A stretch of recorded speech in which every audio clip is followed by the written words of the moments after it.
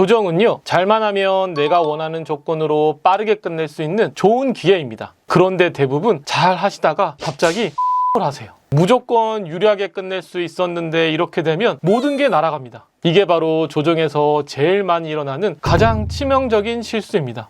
네, 안녕하세요. 여러분들의 민생구조대 민사전문 정재현 변호사입니다. 합의를 고민하고 계시다면 조정기일을 잘 대비하셔야 하는데요. 막상 통보를 받고 나면 뭘 해야 하는지 이걸 몰라서 당황하시는 분들이 많이 계십니다. 그래서 오늘은 조정이 무엇인지 알아보고 또 실수 없이 원하는 합의를 이끌어낼 수 있는 방법에 대해서 알려드리겠습니다.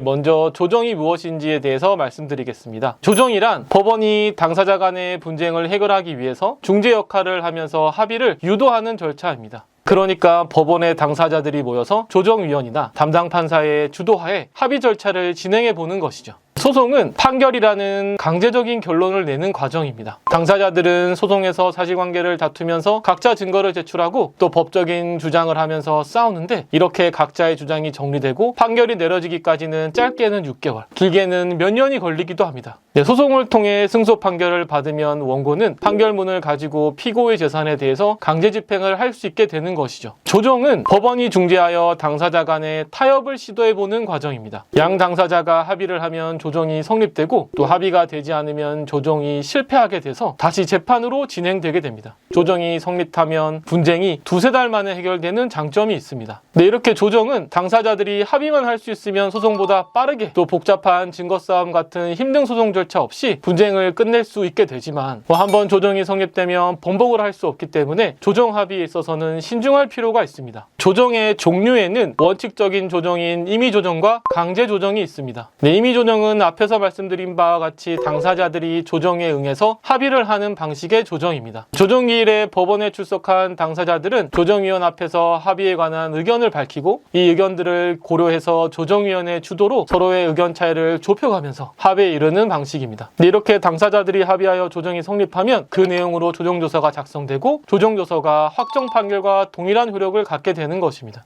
강제조정은 임의조정이 안 된 경우에 조정위원회 선택으로 이루어지는 절차입니다. 조정기일에 당사자들이 만나서 의견을 교환하고 또 조정위원회 주도로 설득이 이루어졌으나 결국 합의에는 이르지 못한 경우에 조정위원은 당사자들의 합의 가능성이 전혀 없다고 봐서 조정 절차를 끝내고 소송으로 가도록 할지, 아니면 조정위원이 타당하다고 생각하는 안대로 당사자들의 합의를 한 번 더 시도해 볼지를 고민해 보게 됩니다. 조정을 가름하는 결정, 강제조정 결정이라고도 하는데요. 이 결정을 전달받은 당사자가 2주 이내에 강제조정 결정에 대해서 따르지 않겠다라는 취지의 이의신청서를 법원에 제출하지 않으면 강제조정 결정은 확정 판결과 동일한 효력을 가지게 됩니다. 반대로 양 당사자 중 한 명이라도 이의신청을 하면 조정은 그대로 끝이 나고 이제 소송 절차로 진행이 되게 되는 거죠. 조정 절차에 대해서 좀 상세하게 말씀을 드리면요. 일단 조정 절차에 사건이 들어가게 되면 조정 기일이 정해집니다. 법원에서는 몇 호 조정실 혹은 몇 호 법정에 몇 시 몇 분에 조정 기일이 진행되니까 출석하라고 알려줍니다. 그러면 당사자들은 정해진 조정기일에 출석해서 조정을 진행하는데, 재판의 경우에는 당사자나 소송대리인 외에는 출석할 수 없다라는 원칙이 엄격하게 지켜지고 있는데요. 조정의 경우에는 정식의 대리인이 아니라도 당사자와 관계 있는 자라면 당사자와 함께 조정실에 들어와서 의논할 수 있게 해주기도 합니다. 조정은 대부분 법정과는 다른 구조의 조정실에서 진행되게 됩니다. 조정실은 법정보다는 작은 회의실과 같은 공간에서 가운데에 조정위원 또는 조정을 담당하는 판사님이 앉으시고, 그 앞 방향으로 원고와 피고가 마주 앉아서 협상을 하는 그런 배치입니다.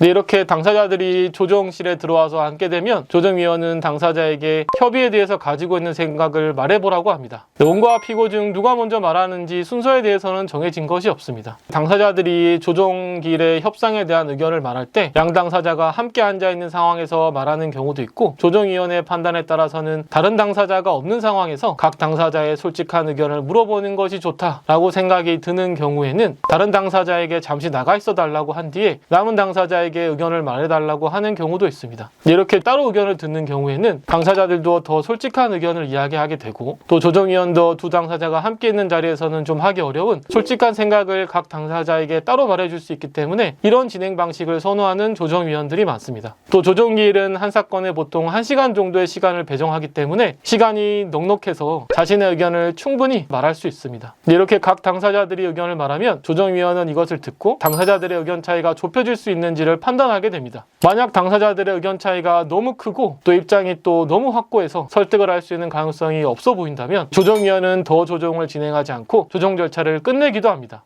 이렇게 당사자들은 조정위원회의 설득 아래에서 각자가 원하는 조건을 가지고 협상을 해보는 것이죠. 그렇게 조정이 진행되어서 양 당사자들이 협의안에 동의하게 되면 조정위원 혹은 판사님은 당사자들에게 합의 내용이 적힌 서류를 주고 이것을 읽어본 뒤 이상이 없으면 서명을 하라고 합니다. 당사자들이 서명을 하면 조정위원 혹은 판사님은 조정이 성립했음을 알리고 조정 절차를 끝내게 됩니다. 그러면 며칠 뒤 당사자들이 합의한 대로 작성된 조정조서가 당사자들에게 전달되는데요. 이 조정조서는 판결과 같은 효력을 가지고 있어서 어느 한 당사자가 조정에서 협의한 내용을 이행하지 않으면 다른 당사자는 조정조서를 법적 근거로 해서 강제 집행을 할 수 있습니다. 조정기일에 주의해야 될 사항에 대해서 말씀을 드리면요. 조정기일에 어떻게 하는지도 정말 중요한데요. 그런데 조정기일 협상에 들어가기 전의 준비도 정말 중요합니다. 어려운 일이기는 합니다만 내가 주장하는 사실관계를 입증할 증거가 현재 충분한지, 또 소송 과정에서 추가적인 증거를 확보할 수 있을지, 그리고 내가 주장하는 법적 논리상 약점은 없는지, 상대방은 어떤 증거로 어떤 방박을 해올 것인지, 이런 사정들을 찬찬히 검토해서 나의 승소 가능성이 어느 정도인지, 판결로 갔을 때 받을 수 있는 혹은 또 피고 입장에서는 줘야 하는 금액이 어느 정도인지를 최대한 정확하게 예상해 봐야 합니다. 이렇게 판결 예상을 바탕으로 조정에서 말해볼 금액의 최선과 더는 물러날 수 없는 선을 확실하게 정하고 조정실에 들어서야 상대방이나 조정위원회의 불리한 설득에 휘말리지 않을 수 있습니다. 그리고 주의해야 될 점 두 번째는 조정기일에서 입장을 밝힐 때는 완고한 모습을 보이는 것이 유리한 경우가 많습니다. 조정위원은 기본적으로는 조정을 성립시키는 것이 목표인 분들입니다. 그래서 조정위원은 양 당사자들을 설득해서 협의점을 찾을 수 있도록 노력해야 합니다. 조정위원이 각 당사자들에게 의견을 물을 때 저는 얼마 이상은 꼭 받아야 합니다. 저는 얼마 이상은 절대 못 줍니다. 라고 하는 등의 완고한 모습을 보인다면 조정위원은 조정을 성립시키기 위해서는 완고한 모습을 보이는 저 당사자를 설득하려고 하기보다는 다른 당사자를 설득하는 것이 더 가능성이 높아 보인다 라고 판단을 해서 다른 당사자를 설득하는 데 더 애를 쓰게 됩니다. 그렇게 되면 나에게 유리한 합의안으로 조정이 성립될 가능성이 높아지게 되는 것입니다. 마지막으로 조정을 할 때 주의할 점으로 말씀드리고 싶은 것은 싸우지 말라는 것입니다. 평소 좋지 않던 감정을 가지고 있던 상대방이 눈앞에서 뻔뻔하게 본인에게 유리한 협상안을 이야기하는 것을 보고 또 울컥해서 싸우게 되는 경우가 많습니다. 이렇게 싸우게 되면 조정이 제대로 진행되지 못해서 끝나게 되거나 원래 생각해왔던 협의한 범위 내에서 협의가 될 수 있는 경우라도 상대방의 의견에 따르고 싶지 않다라는 감정적인 이유 때문에 협의가 되지 않을 수 있습니다. 그러니 조정을 하실 때는 항상 감정적인 대응보다는 이성적인 판단에 따라 협의를 진행해서 원하는 결과를 얻을 수 있도록 하셔야 합니다. 이번 시간에는 조정기일에 대비하는 방법에 대해서 말씀드렸습니다. 조정기일을 통해서 빠르게 분쟁을 해결할 수 있지만 충분한 준비 없이 참석하시면 원치 않는 방향으로 합의하게 될 수도 있습니다. 따라서 오늘 말씀드린 내용을 잘 참고하셔서 원하는 결과를 이끌어낼 수 있도록 도움이 되시길 바랍니다. 더 궁금한 점이 있으신 분들께서는 댓글 남겨주시면 제가 직접 답변을 남겨드리도록 하겠습니다. 지금까지 여러분의 민생구조대 정재현 변호사였습니다. 감사합니다.